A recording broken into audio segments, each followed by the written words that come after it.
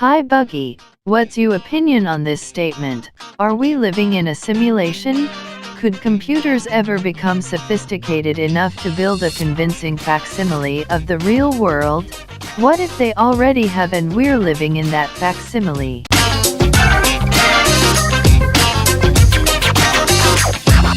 Dr. Peter Bentley looks into the likelihood of us being trapped in the matrix. Today's computers are incredible. Nearly 50 years ago, we had Pong, one of the first computer games, which played tennis using moving blocks on each side of the screen. Today we have photorealistic virtual worlds filled with computer-generated characters that all seem to move and behave as they should. The advancement of computers is said to follow Moore's law, named after Gordon Moore, one of the founders of Intel. In the 1960s, Moore saw the rate of progress and predicted that the number of transistors on a chip would double every 2 years.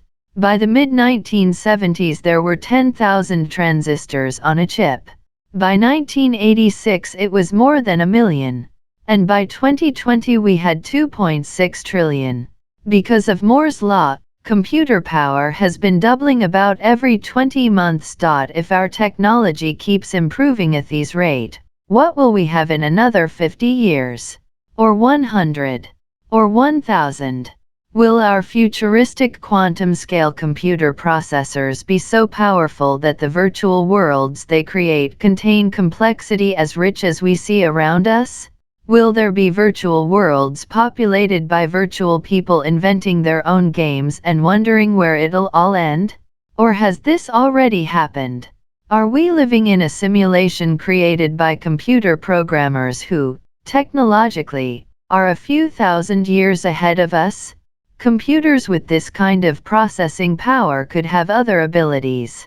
If they could simulate a universe, recent progress in AI research seems to indicate that they would have no problem simulating a brain, even a super-intelligent brain, although some, such as Dr. Lisa Feldman Barrett, would disagree. Such a superhuman AI would be like a god to us, and what it chose to do might be beyond our understanding or control.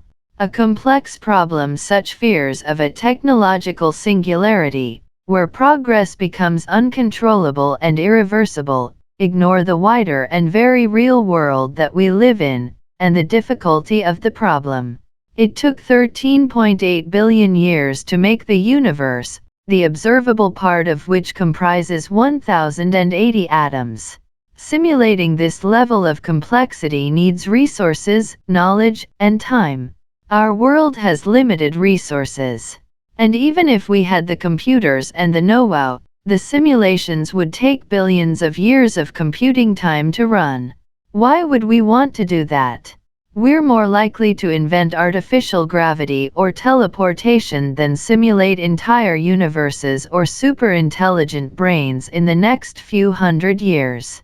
And we're much more likely to wipe ourselves out before then through environmental disasters. Simulated or not, it doesn't matter, Earth is the only home we have. Perhaps we should focus on the technologies that are already threatening life today, rather than worrying too much about implausible science fiction scenarios of the distant future. Otherwise, there'll be no future to worry about. Hope you enjoyed this video. Subscribe our channel for more updates and share this video with your friends.